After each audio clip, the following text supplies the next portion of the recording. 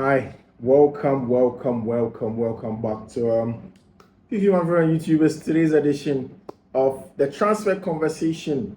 A lot of the conversations going on will delve into every other thing, but first of all, I want to say a big thank you to you for joining me here on Fiifi-Manfred on YouTube. I am very grateful for your time, and we have a lot of stuff to talk about. First of all, Manchester United, a 25% Ineos group. What does that mean for Manchester United? Where does that take the club? What's the plan of the club? What can be some of the steps forward and the setbacks that possibly the Ineos group are going to face? Where does Manchester United go from? There's the update on Jadon Sancho. For Chelsea Football Club, there is a reason why I think that Thiago Silva should be made to go in the summer. It's unpopular, but I'll explain to you why I think that Thiago Silva has to leave the club, and then we'll get into it. But yeah, let's start with Chelsea Football Club. This is Fiifi-Manfred on YouTube. If you're not subscribed to the channel, do want to subscribe to the channel, turn on notification, do choose all. My name is Fiifi-Manfred. This is Fiifi-Manfred on YouTube. Pause the video and then go and subscribe to the channel. I'm consistently grateful to hear from you here on Fiifi-Manfred on YouTube. But let's get straight into the conversation. First off, to begin with, why do people think that Chelsea still have to hold on to Thiago Silva? So if you are listening to me, if you join me now, the first thing I want you to do is for you to come down into the comments. Tell me why you strongly believe that Chelsea still have to give Thiago Silva a contract extension. Because I think that if Chelsea are getting Wesley Fofana to be fully fit, if they are getting another Arab centre back, right-footed centre back, then there is no need keeping Thiago Silva in the team. People have made very good arguments about he being a leader and the fact that the team lacks leaders, hence he's going to be very important with respect to setting standards and the young players following and whatnot. Yes, that's important. But if that's what alone you're going to get from Thiago Silva, then he can be in some capacity in Mauricio Pochettino's backroom staff as a manager whilst he does his buddies. Like, I don't know if you get what I'm trying to say. Because if you are saying that we're going to just get leadership from him, we can still keep him at the club, but not necessarily a player. When you play against teams that you need to push up, and especially the way Pochettino wants to play, where the backline has to push up and make the pitch very constricted, you need pacey, aggressive centre backs who, aside of their intellect to read the game, can also step into midfield, can be aggressive in counter pressing. And even when the ball is played behind them, they can go back and win and then play forward and do something very substantial with the ball. It is very important. Now, I think that Thiago essentially has been a frailty in how Chelsea wants to play centrally without the ball. When they push up, when they go high up and attack, and Thiago and then Benoit or Axel de Sassi push up and leave spaces in behind, he lacks that space that you need to recover the ball. Again, I saw a clear-cut example in the game against Wolverhampton Wanderers where Thiago was, I think, was on the right-hand side or left-hand side, one of them, where one of the outside centre-backs was dragged out by Chan, and then all of a sudden Thiago did follow. When the ball was locked in behind, he could not go and recover the ball. And these are the frailties of Thiago Silva as a centre-back. Yes, he reads the game. He has a very good aerial ability. He is a leader. He's a mammoth player. Not to take anything away from Thiago Silva, but there are real reasons why I do think that we need to look at the Thiago Silva conversation again and why he ought not be at Chelsea Football Club going forward. There is the need to go and look for a proper, young, aggressive, dweller, right-footed centre-back who may be young but still be experienced. It is possible for a player to be young and still be experienced.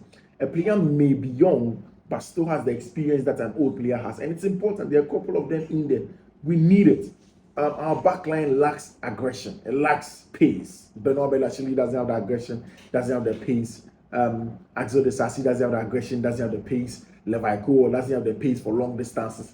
You need to augment that, because if you don't, teams target Chelsea. They play the ball in behind. They know it's difficult for these players to come into balls and take a risk in terms of battles and duels and win the ball and try and turn it over for themselves.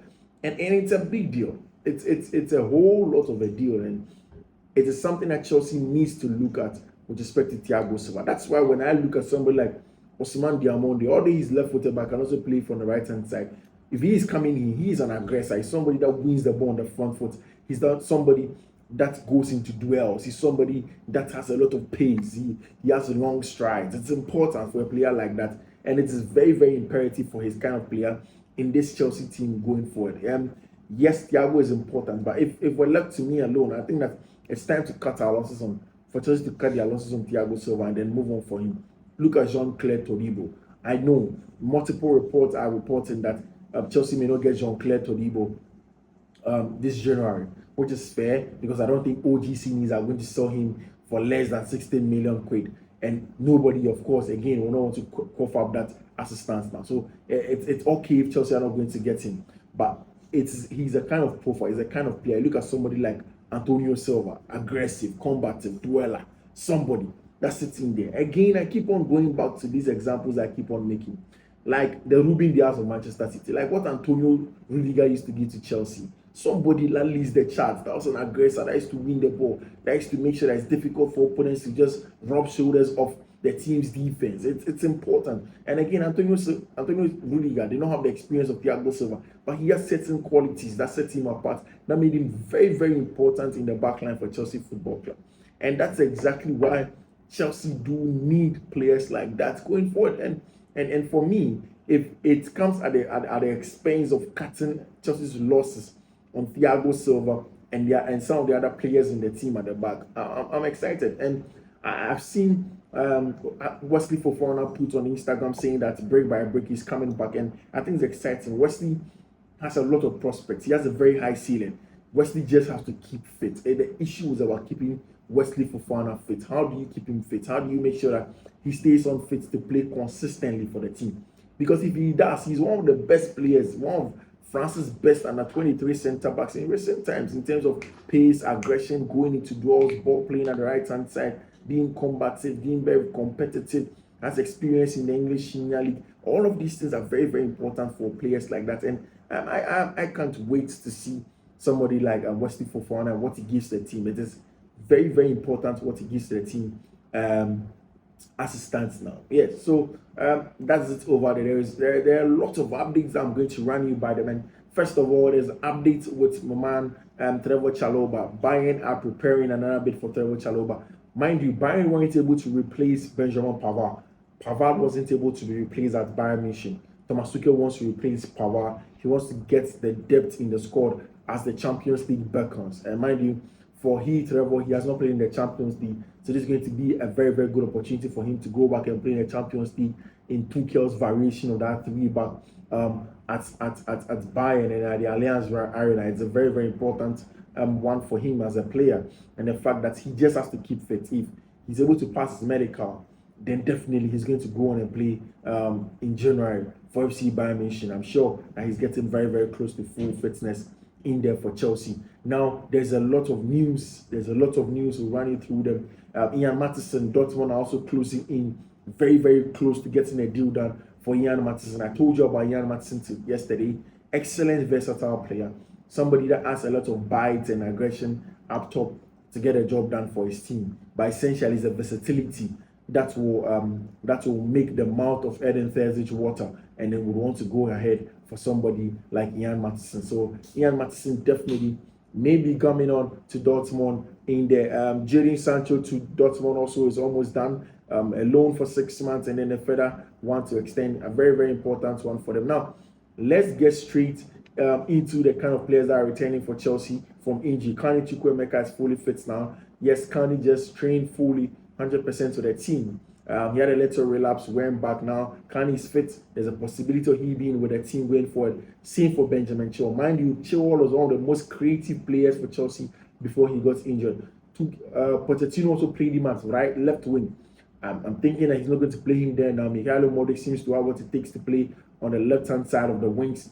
He has that defensive awareness, that possibility to come back and defense and also plug into those holes and create chances in there for his team. So I don't think that he's going to play Ben Chilwell again at left wing. But hey, Ben is a very, very productive player. He gets into that team and is important for them, and he's going to do a lot more for the club, Chelsea Football Club. Now, let's get straight into the other conversations that I want to tell you about. and these are the players that are going to return for Chelsea. Chelsea has a game against Preston North.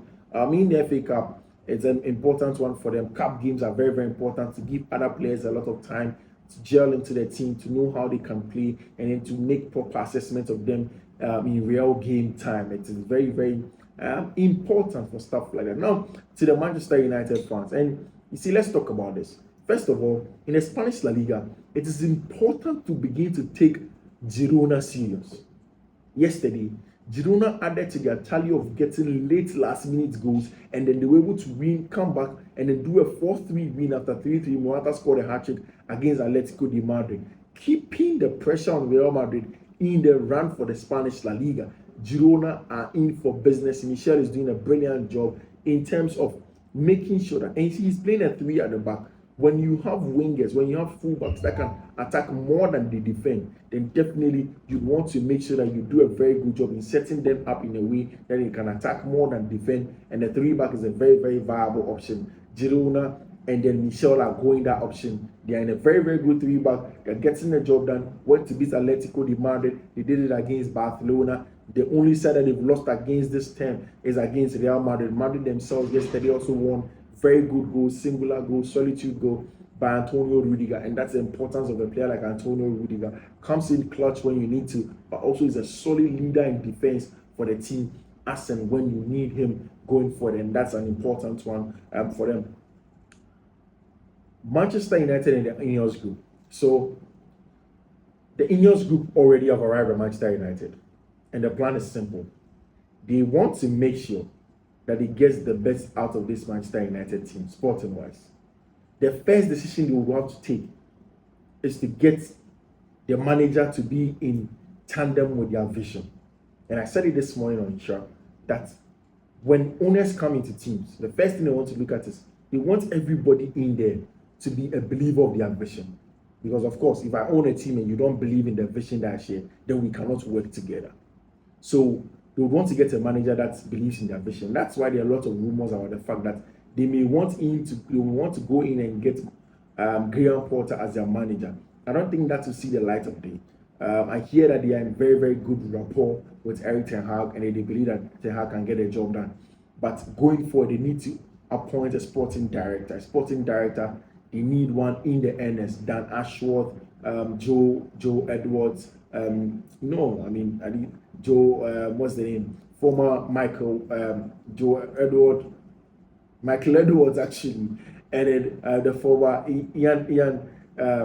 Ian Ward and all the other former Liverpool sporting directors. That did a very good job. They are looking at some of these English people to come in and get a job done, and that's it with Manchester United. Get a sporting directorship role right. For Dan Ashworth, I can tell you that he's not going to leave Newcastle. It's going to be difficult, at the very least, for him to leave Newcastle and then join Manchester United as their sporting director. So it's going to be a very, very difficult one for them. Kylian Mbappe with French won against Troyes yesterday, and in that conversation, he did let everybody know that they have a gentleman's agreement, so that if he's going to leave Paris Saint-Germain, he's not going to leave at the detriment of anybody. The team is not going to lose financially. They are not also going to be destabilized, and that he's just going to get what he wants, the team wants, and everybody wants. So, but Madrid, we've heard in the last few hours coming in that Madrid have shown that they are not really interested in Kylian Mbappe as it stands now. The team seems to be very, very stable, and teams like Chelsea are going in for Kylian Mbappe. Kylian Mbappe is just developing. Keep your eyes on Kylian Mbappe to Chelsea. It's an important one, possibly to join Chelsea Football Club. Guys, this is where I ended the conversation. I draw the curtains. Fiifi-Manfred on YouTube. Now subscribe to the channel. Do what? Subscribe to the channel and turn on notification.